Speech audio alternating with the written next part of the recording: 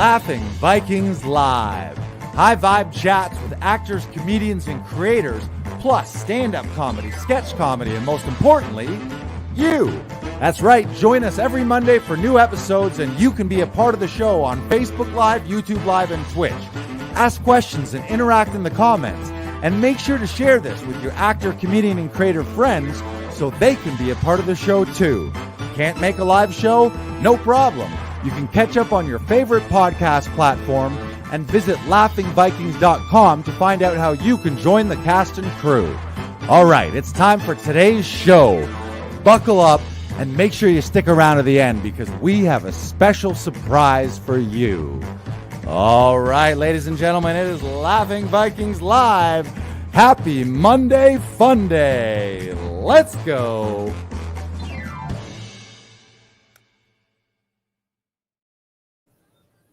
This day is called the Feast of Crispian. He that outlives this day and comes safe home will stand a tiptoe when the day is named and rouse him at the name of Crispian. He that shall live this day and see old age will yearly on the vigil feast his neighbors and say, "Tomorrow is St. Crispin's." Then he shall strip his sleeve and show his scars and say, "These wounds I had on Crispin's day." Old men forget, yet all shall be forgot, but he'll remember with advantages what feats he did that day.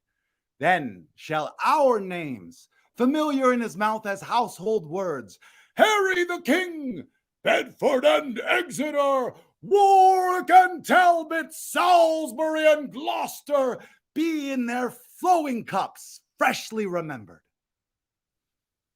This story the good man shall teach his son, and Crispian shall ne'er go by from this day to the ending of the world, but we in it shall be remembered. We few, we happy few, we band of brothers, for he today that sheds his blood with me shall be my brother. Be he ne'er so vile, this day shall gentle his condition.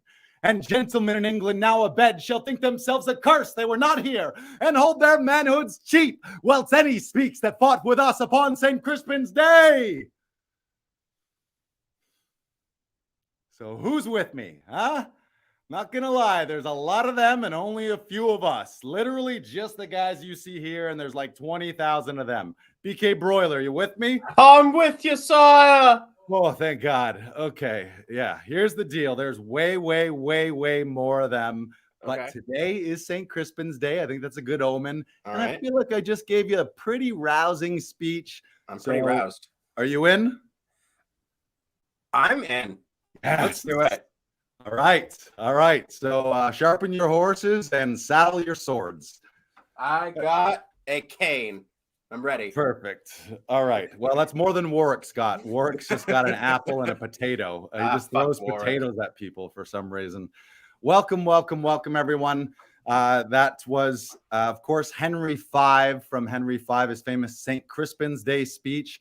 And literally, this day is called the Feast of St. Crispian. This is Crispian's Day, October 25th.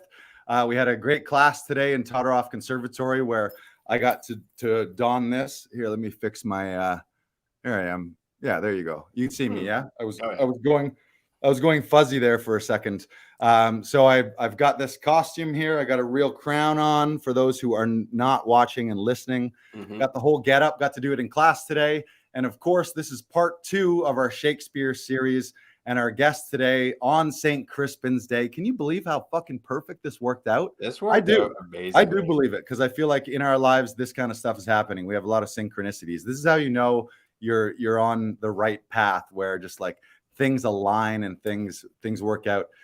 I didn't tell you this, but several times when I was rehearsing this, weird things would happen. Like I'd be out for a walk in a park and I'd be running the lines and I would look like through the woods and there was like the side of a building and it was like King's Trucking, or I was driving around and I'm listening to like kingly music, like pump up music and running the lines. And then I pull up behind me and fucking on the bumper sticker of the car in front of me, it's like King's Buffet or King's Pizza. Like the amount of times as I've been running this where King's comes in has just been incredible. So so fun. Thank you for letting me rip a cold open there with Henry. That was great.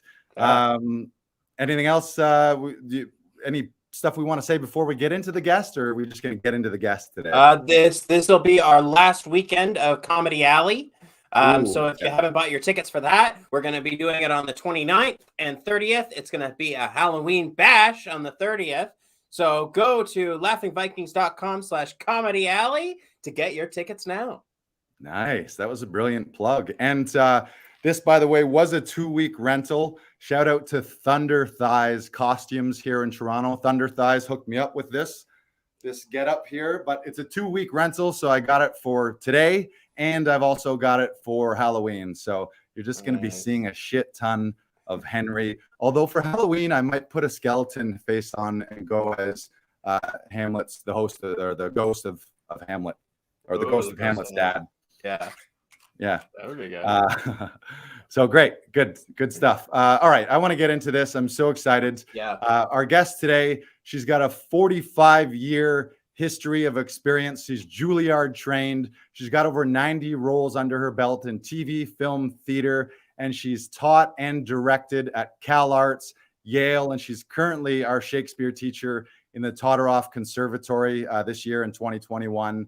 And she is just a wealth of Shakespeare knowledge, brilliant actor herself. So let's bring her on.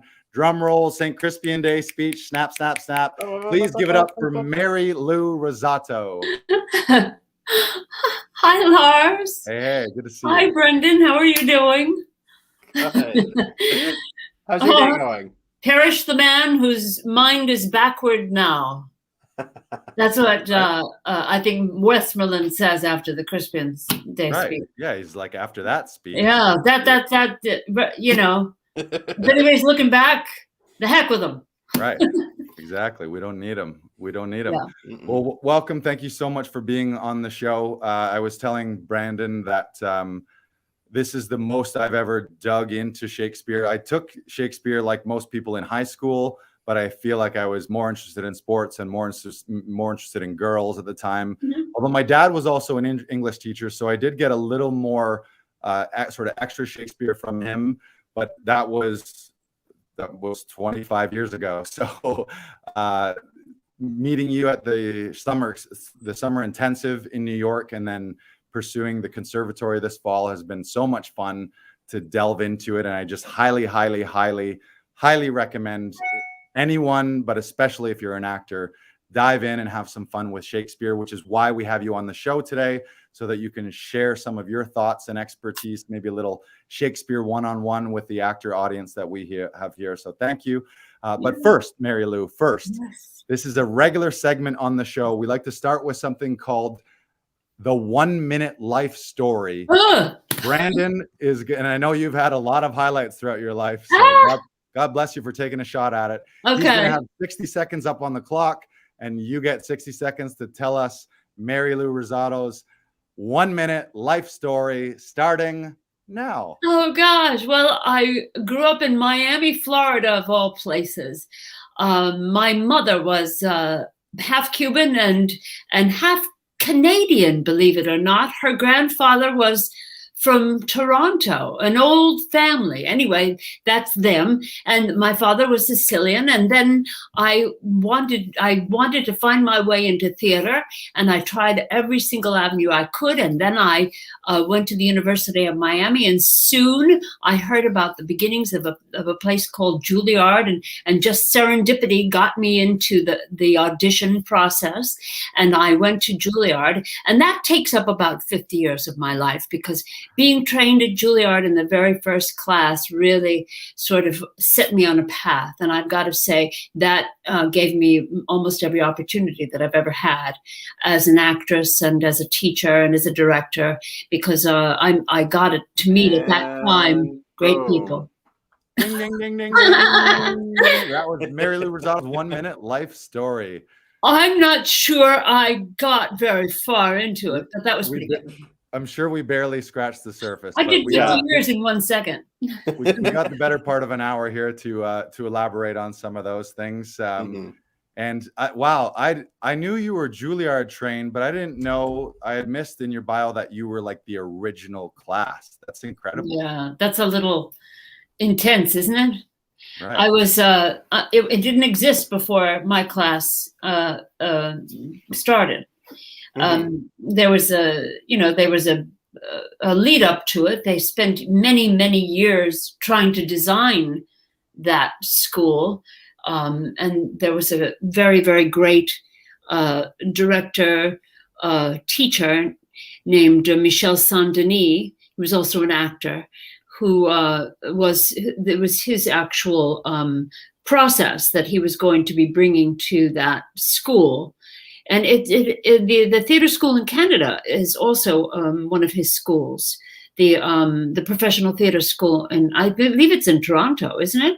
Well, there's a couple in Toronto. There's Randolph, which is a music theater school.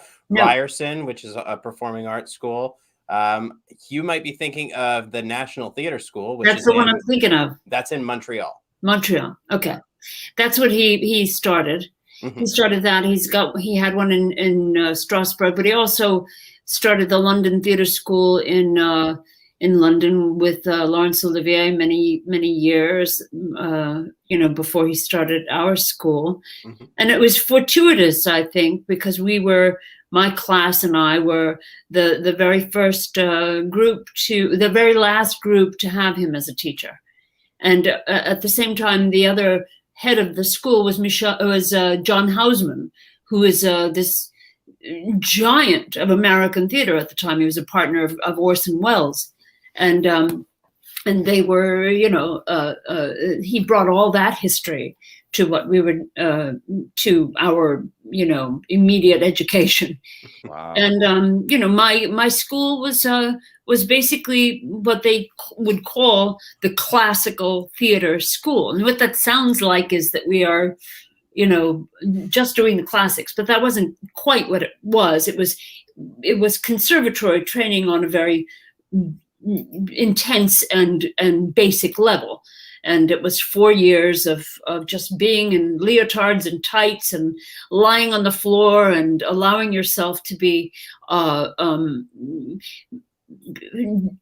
prodded and pushed one direction and another direction and built upon. And I think, it was an extraordinary time because we were partially guinea pigs, because they had never tried it out on a group before.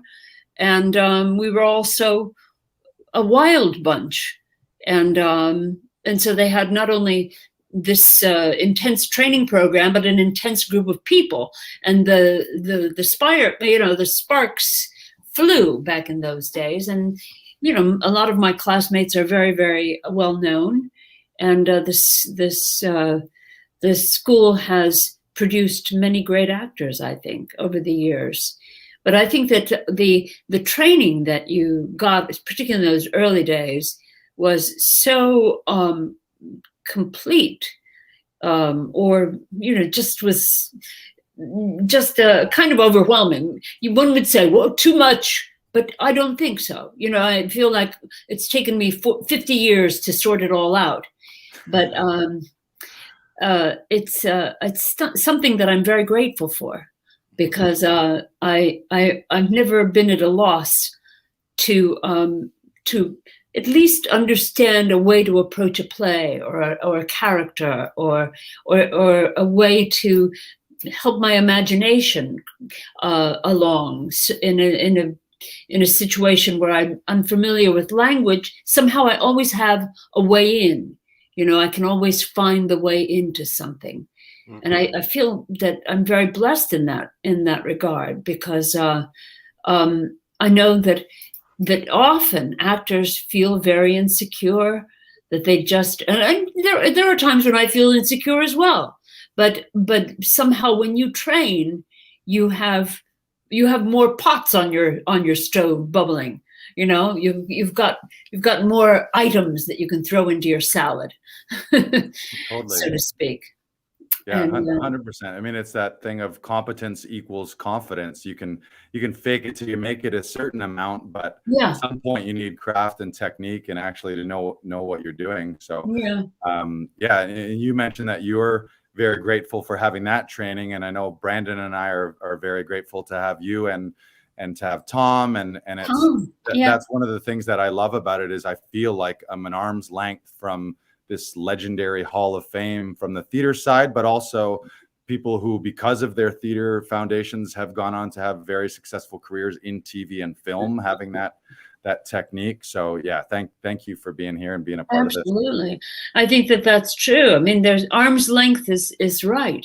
I feel like there's an unbroken chain that goes along from these greats that were in the past, and that's the way theater actually is. The acting profession is passed along to another generation, as we link hands and we teach. We pass it through each other. And Right. That's important to do. And the fun thing about this medium, podcast video, ideally, long after we're all gone, this podcast episode is going to be on the internet for thousands and thousands of years, whatever that means. So people will be learning. That's a little daunting, isn't it? Overwhelming, but That makes you sit back in your chair a little. Right.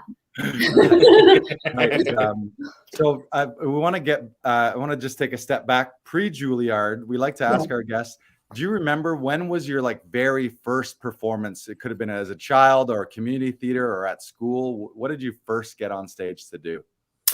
Well, I mean, I think that, I was a little Catholic kid, so I really, lobbied for the BVM when they did the Christmas pageant, and that was my absolute first time learning lines and getting in front of people. But they were all parents and my classmates. The very first time I was on stage as an actress was in high school, and my teacher, who was so incredible, so wonderful, her name was Ellen Davis. She just recently passed away, and she was very helpful to me because she recognized in me the spark. I think she helped me find my way into what do I do? What do I do? What do I do? She said, go to college.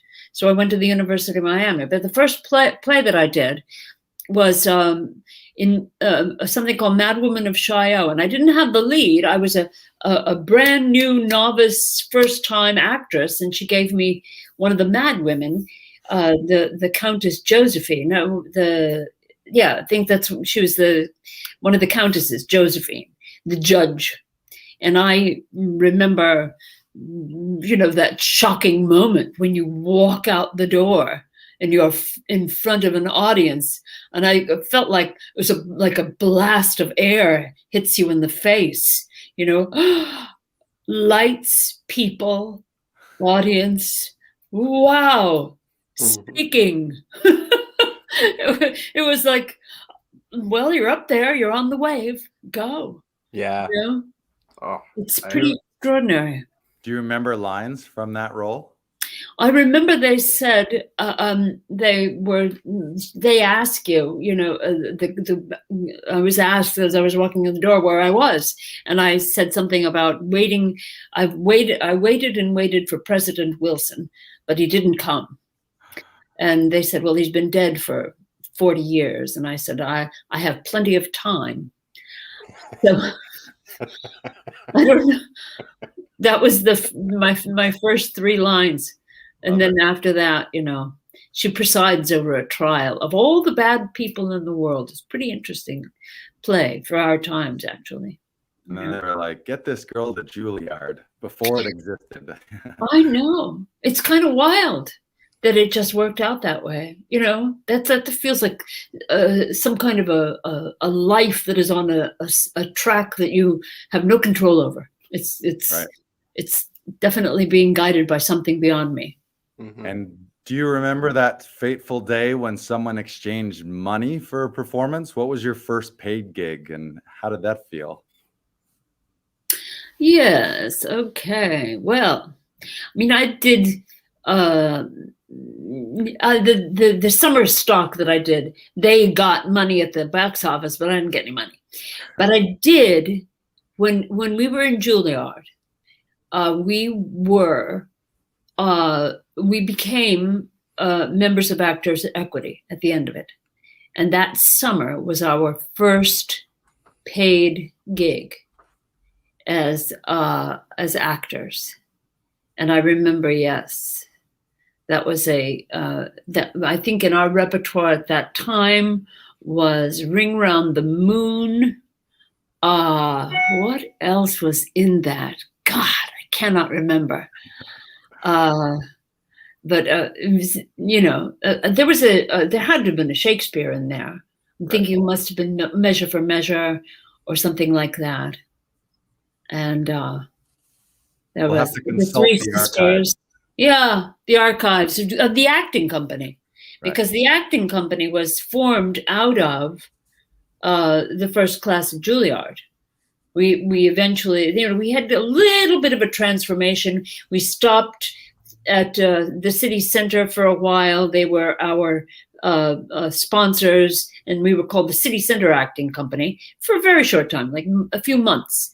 And then we became just the acting company. And that's still in existence, that company. That company is, to this day, it's going to have its 50th anniversary very, very soon. That's kind of wild. Yeah. Yeah. How did that?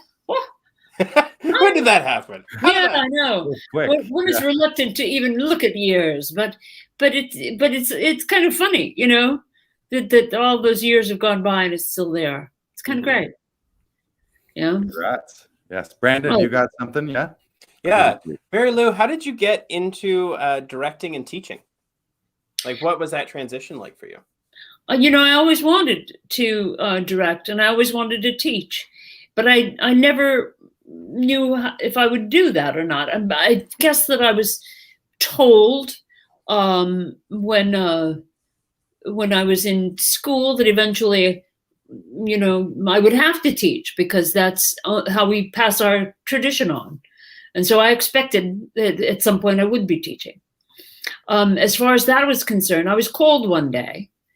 This was when HIV/AIDS was rampaging through our theatrical community in the mid-'80s.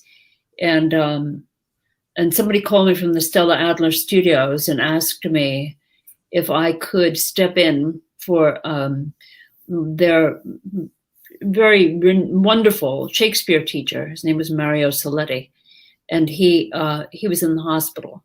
Would I come in and teach?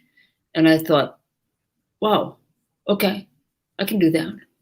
And that's the beginning of my teaching. That was the first class I taught.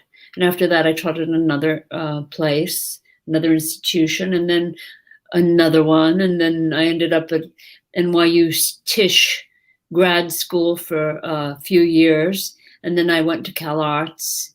And then I went to, I'm teaching at Tom Charteroff now and a semester at Yale, which is great.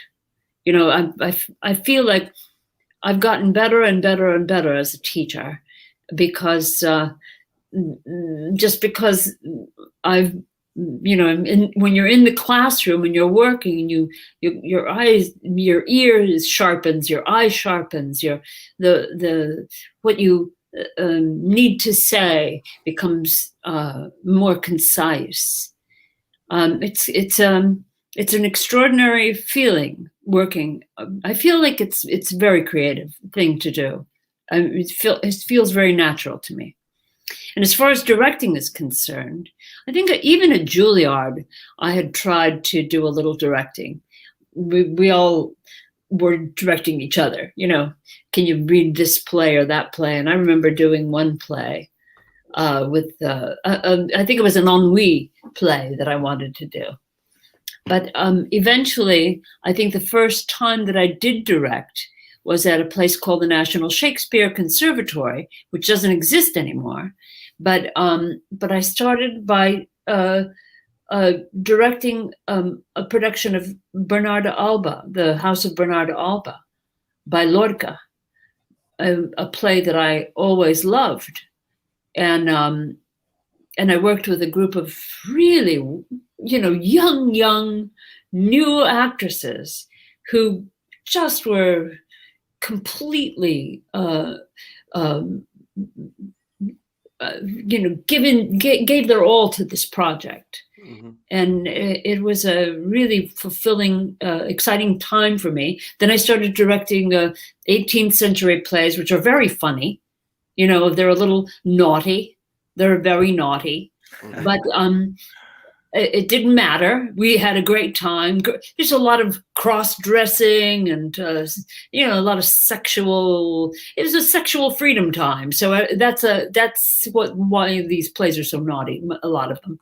And then I also directed A Ring Around the Moon back then, and some Shakespeare. I just did a lot of, just putting them up.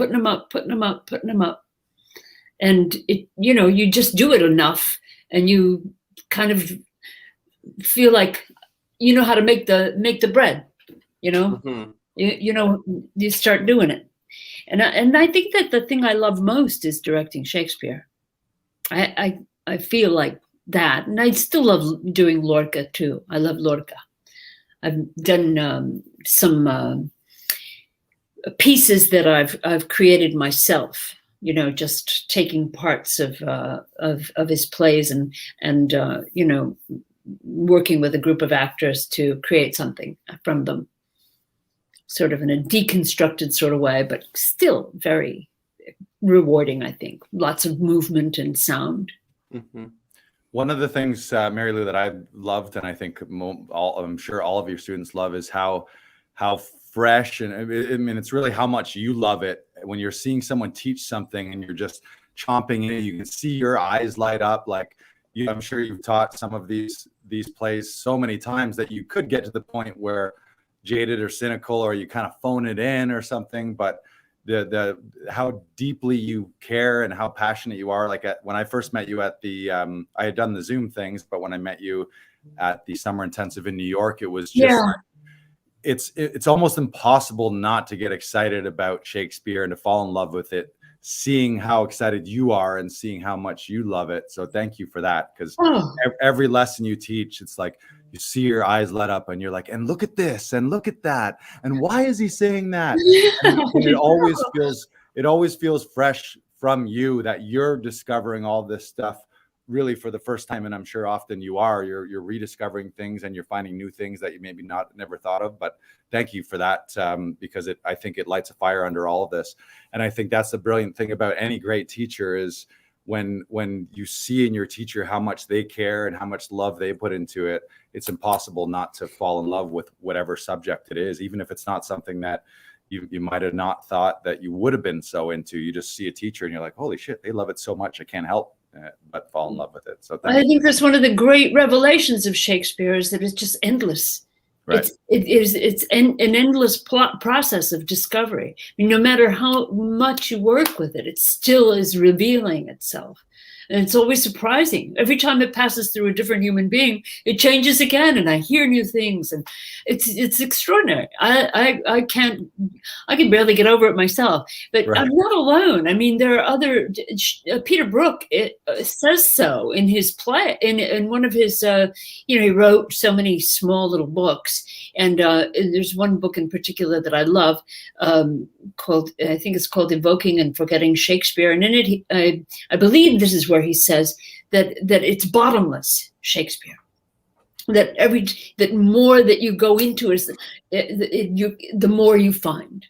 And it's like to me, it's like a lagoon that has no bottom to it. You just dive in and whoa, am I there? Am I at the bottom? Not yet. Keep going. Yeah. So that's a warning to all of our listeners and viewers. You have fallen into a Shakespeare bottomless pit right here. But it's fun, and you're gonna love it. Yeah. It's not one of the bottomless pits that you don't love. It's one of the ones that you love. So, it's kind of extraordinary. Yes.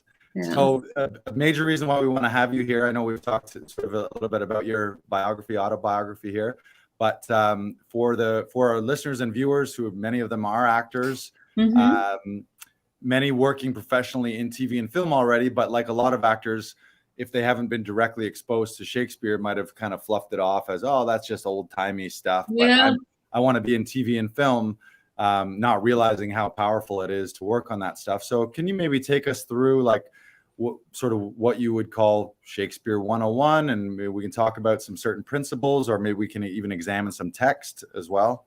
Sure. What the heck? Let's see what we can do. This will be totally improvisational. We don't know what we're going to say. But like people ask me what's the point of doing Shakespeare? We don't do this much, but what it does for the actor is extraordinary, because I may have even mentioned this in class. I was talking to a colleague of mine, and I said that, people talk about heightened text, Shakespeare's heightened text. Sometimes they call it heightened text. And I don't think of it as heightened text. I think of it as deepened text. Instead of going high, it goes in. It goes in deep, deep, deep. And when you are using, mining, living with, becoming a part of these words, something happens to you as an actor. Something enlarges inside of you if you really take those words in. One of the ways I think that people get bored with Shakespeare is when they think it's just rhythm and speaking fast and doing the iambic pentameter and doing the technical stuff and trying to make it funny and trying to do things with it. When I think really the value of Shakespeare is living inside of the language and really allowing it to be a part of your own DNA, your own thought process. Mm-hmm. And then all of a sudden something extraordinary happens. If you can find your way into these words and let them be your words. And that's not an automatic process. That's another lesson for any actor, is the time that it takes to consider what the dimensions of language and what you say are, and what the ramifications are, and how they affect the person that you're speaking to, and why you chose those words, specifically those words, because that's what it is. It's all this grand, this strategy that each character has embarked upon to get what they want from the other character, So it becomes such a deepening process for the actor that how could it not resonate through everything that you did, whether it's a CSI or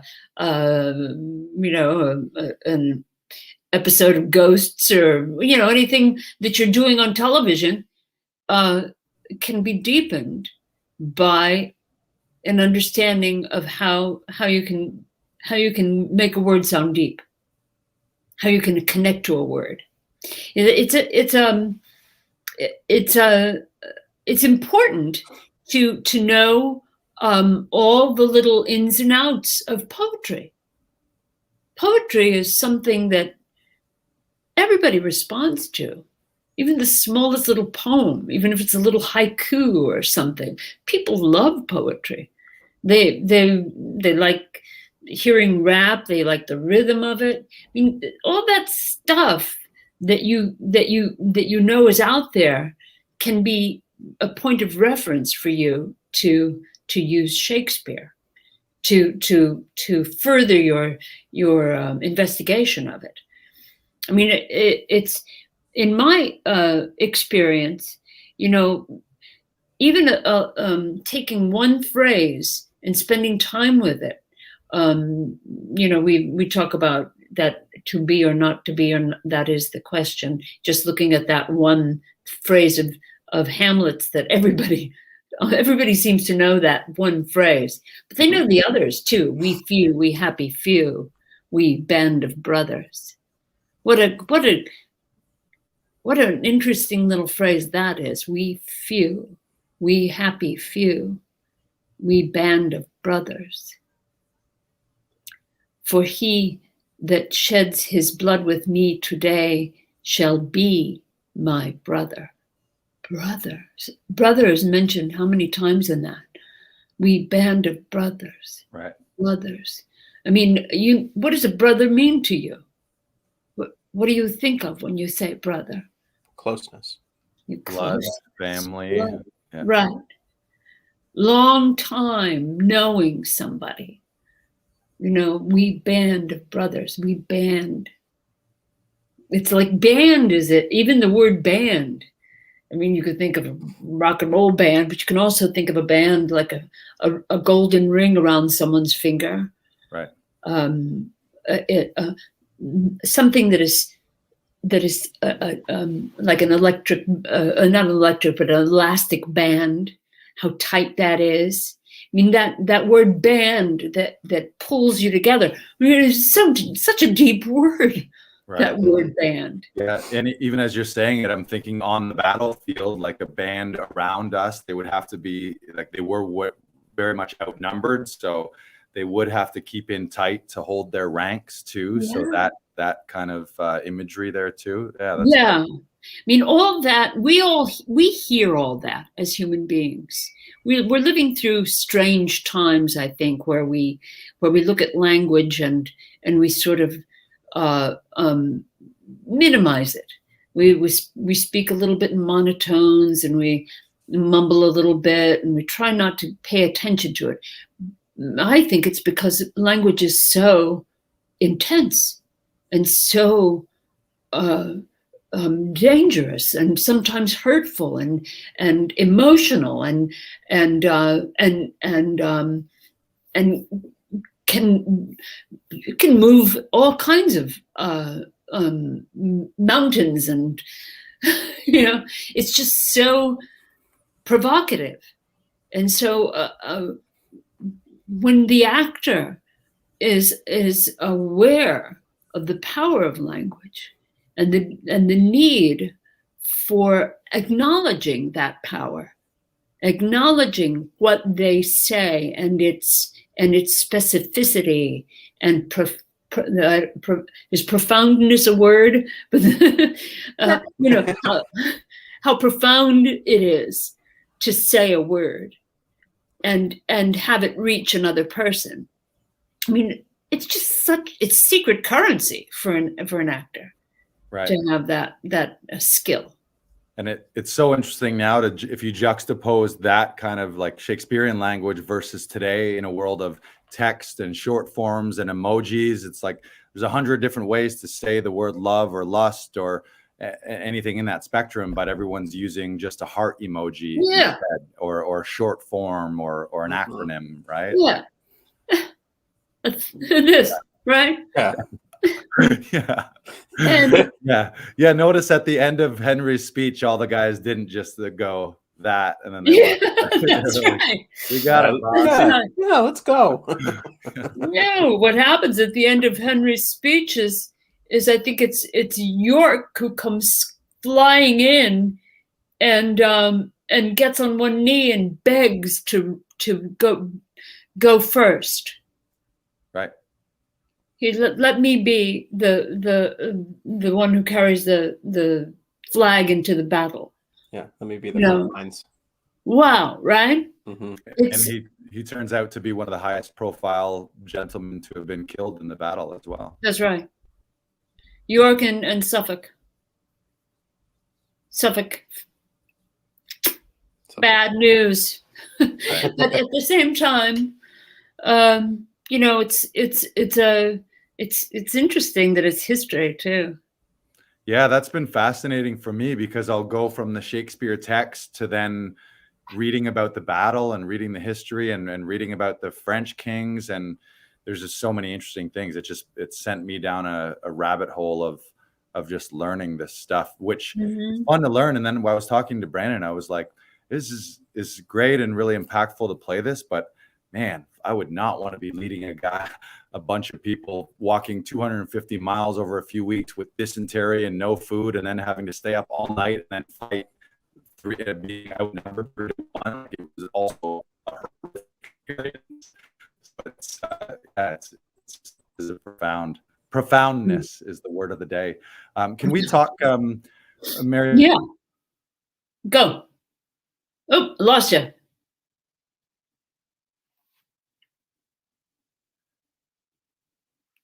Are you there? What happened? My friends, I do believe I've lost you. I wonder if I'm the only person who can be heard now, or if you are gone, or you're the only people that can be heard. Well, maybe you'll come back to me. Can we talk now? He said. I wonder what he wanted to say. Lars? Brandon? We lost each other. Having issues?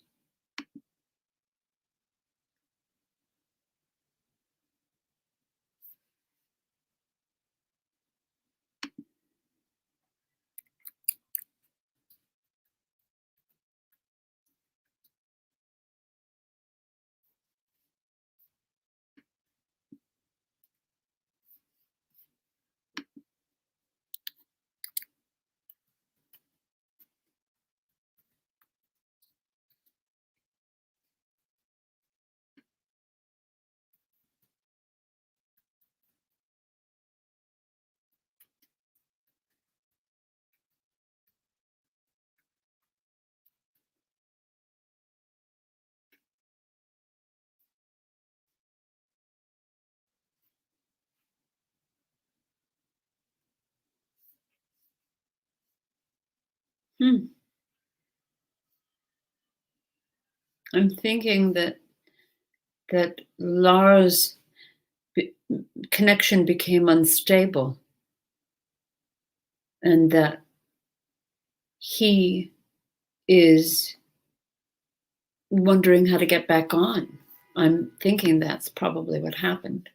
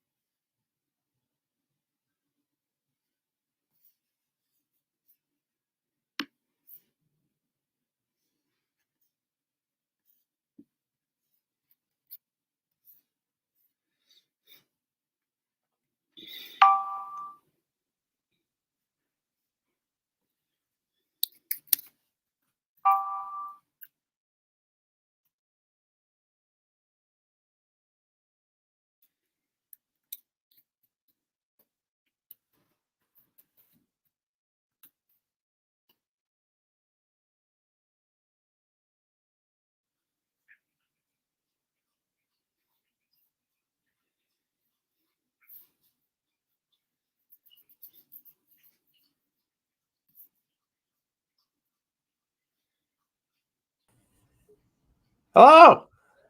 Hey, there we are. Thank you for staying on That me. was hilarious. I've been talking to a man named Mylon on a chat. Oh, yeah? Well, we are back. Well, I've been sitting here in silence, kind of thinking, well, what should I do? I don't know. What should I do? It's a little game we play with guests to see how long they'll stick around. I had emailed you to say hang tight. Yeah, I don't know what happened. We got a bit of a storm. We've got stormy weather here, so we might have just lost our internet briefly. That's hilarious. Before we got cut out, I just asked about opposites, so I don't know if you went into any of that. No, you did. I didn't hear your entire question, so I had. What do you think of? The suspense was killing you. Yeah. Yeah. So I'd said nothing. Perfect. And I'm sure that if people were sitting there, they were thinking, "Say something, woman," you know. Right. And well, that in itself was an opposite. We were getting very energetic and doing lots of talking, and then we disappeared. So yeah. So a big theme we were talking before the show is a big theme in a lot of Shakespeare is opposites. So can you speak on that? Sure. I think that this is one of the devices that Shakespeare uses continually in his in how he writes the language, and also how he contrasts the characters. And they are it's called generally the term that is used is antithesis. And antithesis, thesis, antithesis, and then you get the tug of war that goes between those two things, night and day, up and down, but also in terms of ideas that are set against each other. We were talking specifically how the character of Henry is set against the character of Pistol in Henry V. The character of Pistol is this sort of ne'er-do-well rogue who is a thief and who goes to the war to try to make money. And you could almost say, well, Henry was at one time a ne'er-do-well when he was Prince Hal. He is going to the war maybe to make money, maybe to hang on to the family war chest. There's nothing like having lands in France to keep your coffers full. It's also a way to hang on to the throne, is by having successful wars and having people in your corner. I mean, even back then, that was important. So that those two characters are sort of set against each other. Even at one point, the character of Pistol says, I said he says he's better than the king. It's a funny little scene that I always look at and think that Henry somehow sees himself as that character, or that Pestle himself thinks of himself as a king in his own life. I mean, he does that sort of thing in the other scenes. He puffs himself up and he's the king of the household. So there's contrasts always in Shakespeare to help us understand the story, to help us understand the opposites. Usually there's a storyline that is totally set against the main storyline. Looking at the King Lear, for instance, where there's King Lear has three rotten daughters, 2 rotten daughters and 1 good daughter, and his best friend, the Duke of Gloucester, has 2 sons. One's not so nice, and the other one is so nice. And those 2 stories butt up against each other. They're almost reflections of each other. Mm-hmm. And that's very helpful in understanding the play, understanding the meaning of the play. and they need to be dealt with, all those things. When you notice something in the text, whether it's Shakespeare, whether it's Tennessee Williams or Sam Shepard or Lynn Nottage, you have to deal with what you discover. Can't be ignored. When you find something, it's an Easter egg. It's don't just go, oh, I found an Easter egg and throw it over the fence. You got to put it in your basket and make sure that you make it count for something. It's a little way. It's a way to make something complete. It's a way to make something realer and more eloquent and more purposeful, and seriously to reach into the listener or the character that you're speaking to, and move them in some way. And that's, I think, our big job as actors, is to move and to change the listener, and language does that. Opposites are helpful in that, antithesis. And how do we do that? It's a discovery process. If we are sort of mired in this very kind of denuded way of speaking, very plain, almost monotone, very little inflection to what we say, we don't want to rock the boat. Sometimes that's not helpful. Even a slight lift in sound can change the listener's mind. So we have to find the way to allow our voices and the sounds that we say to be more alive when we use them. It's kind of like, this alchemy that is in the possession of the actor, if he chooses to have it in his craft. And I think it's kind of wonderful, That's a beautiful way of putting it.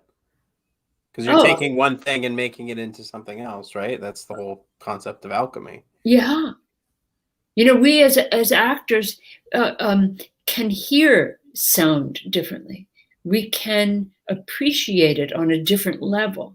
And once we start to do that, we're able to use it on a different level. I think that the more that we allow our senses to be available to language and to sound, and to recognize the nuance of it and what it can do to us. I sit here in my house, I live in New York City, and I hear sounds out my door. So does my dog. And I hear sirens down the street, and I hear what sounds like packages dropping from ceilings. And all these things impact me in some way. Sometimes I can shut them out, but I also notice them. And rather than finding them awful, I identify them. And that's what we do with sound. Rather than ignoring sound, we have to identify it. We have to sort of breathe it in and deal with it. If it is something that I don't like out the window, yes, I can let that go.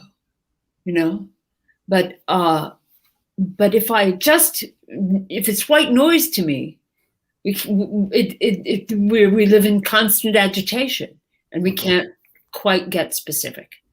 And I think, part of the actor's art, one of the most important part of any actor's performance is being able to be specific. We hear that all the time. What is specificity? What is specificity? Well, it's all these things. It's noticing the smallest component of something. And if it is an important component, to be able to use that component to get what we want. And so we must allow ourselves to have that radar, that sensitivity, that openness, that availability to grow and learn. Does that make sense? Big time, yeah. Oh, yeah. I love what you said about alchemy too, and I had this thought last night. When you actually think about it, it's crazy. Not just as an actor, but just as a human, with just sounds, without even touching someone, to strangers, I can make certain sounds of a certain pitch, of a certain pace and dynamic, and then their body leaks, or they completely feel a certain way, or in the case of humor, they expel air like ha, and they don't even know why they did that. But I like, so that power, it's such an interesting thing. And I was thinking in terms of the connectedness of all of us, that it crosses language too, because certain performances you can connect if all the physics of performance are there and vocally it's all there. Yeah. You can not even know the language, and all of a sudden it's like, who is this wizard across the way making my body do all these things? Yeah. And I haven't really given them permission other than buying a ticket and showing up. But it's just that power is pretty profound, to use. Yeah, that's true. I mean, that sound is a physical thing, and it does affect your body. And that's like, I think the totality of it, you know. For me, the idea that Shakespeare has all these components of rhythm and of musicality and antithesis, those little corners that we can go into and create meaning out of. This is there's a whole world in there, and living with it is I think that the actors who avoid understanding it are missing a lot, who think, iambic pentameter, schmayambic pentameter. It's not just a device. It's a structure. It's scaffolding. It's a container. It's like, if we're all in a fishbowl, that's the fishbowl. It holds us, and so it needs to be understood on a very seminal level before you can let it go. We have to know that there's if we understand history, if we understand the world, and I believe that history and everything that we've learned up till this moment in time has to be in some way acknowledged and dealt with. Some people don't want to, and I respect that, but I also think that for us actors to acknowledge the wealth of information that has gone before us, and to at least explore it in the same way that it was created, could help us enormously. There's nothing like thinking I was born yesterday and now I know everything. It's just not true. You are the sum total of everything. What is DNA? You are, if DNA is a real thing, then so is history and knowledge, and we must give ourselves over to it, and at some point figure out what's there. Love it. Yeah, I've heard the term, and it might have been in a conservatory, it might have been Tom, to be a part of history, you need to study history, so you sort of know where things fit and what's come before you, and certainly if you want to be one of the epic historic actors of all time, then you should certainly know what came before you. So yeah, that's right. Yeah, love it. I think so. We got a message from Lori Kirk there saying, love Mary Lou. Oh, another Todorofian. Yes, Lori. Hi, Lori. Yeah, you've got a lot of fans here. we should probably start bringing this boat back to shore here. I do like to ask everyone, and again, thank you for of the surface. I know we could go deeper and deeper and deeper, and we have, and we will in future episodes maybe. But I wanted to ask you, Mary Lou, is there a project that you aspire to create personally, either as an actor or as a director? Like, what's something that's still on your bucket list? Jeez. You mean directing wise? Either directing or performing. I want to direct Hamlet someday.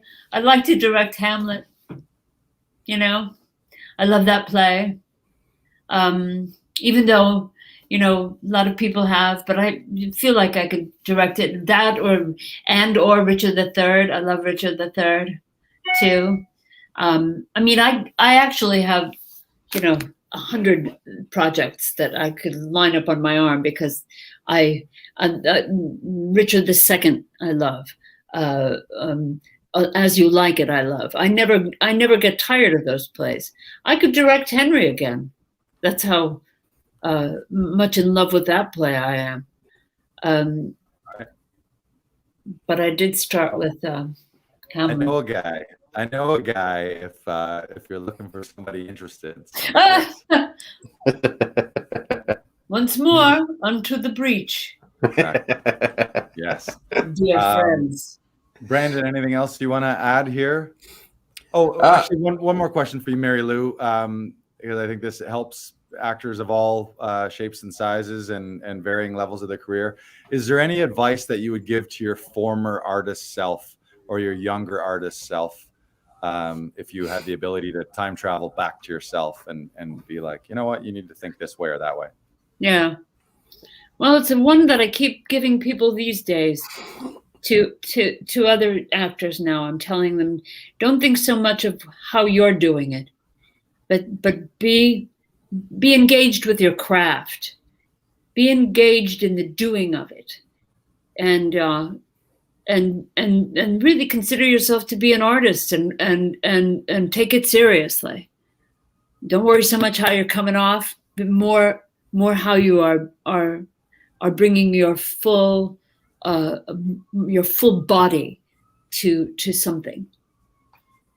That's what I would tell my younger self. Stop worrying so much and get to work. Something for us to Who?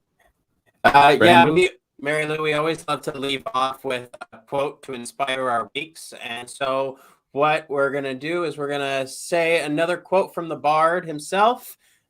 All the world's a stage, and all the men and women merely players. They have their exits and their entrances, and one man in his time will play many parts. And I love this. I've always loved this speech from Jaques in As You Like It. I used to do it for a long time, and it's the speech is all about how you have different stages in your life, and sometimes those stages aren't always what you envision them to be, but most of the time they're exactly what you need to get you to the place that you're going to be and to the upper echelon of what we're striving to be. Mm-hmm. So keep pushing, keep going. Yeah. You can do it. Yeah. Well said. Love it. Mary Lou, where's the best place for people to connect with you? Is there any in particular social media or a website? Or oh, I'm so lame. I have none of that stuff. I only have my email, and I would think that that's the only way that people can connect. Usually if people know me, they either call my agent or Tom Todoroff and say, hey, how do I listen, people have called Tom's or messages through Tom to get in touch with me. So I think the answer is you got to go to New York City and just start walking around New York screaming Shakespeare lines. And Mary Lou, look at the woodwork. Where are you? She'll find you. She'll find you. Yes. Yes. If you say the words right, she'll find you. Yeah. Well, thank you so much for being with us today, Mary Lou. Love everything that you're doing for our classes. Thank you, Lars. Great. Thank you for taking us deep. To all our listeners, viewers, make sure you subscribe. And if this episode and any others has brought you value, make sure to share it with your other actor friends. I'm sure today has brought you a ton of value. We do it every Monday, so hit us back here on your favorite podcast platform. And thank you so much, Mary Lou.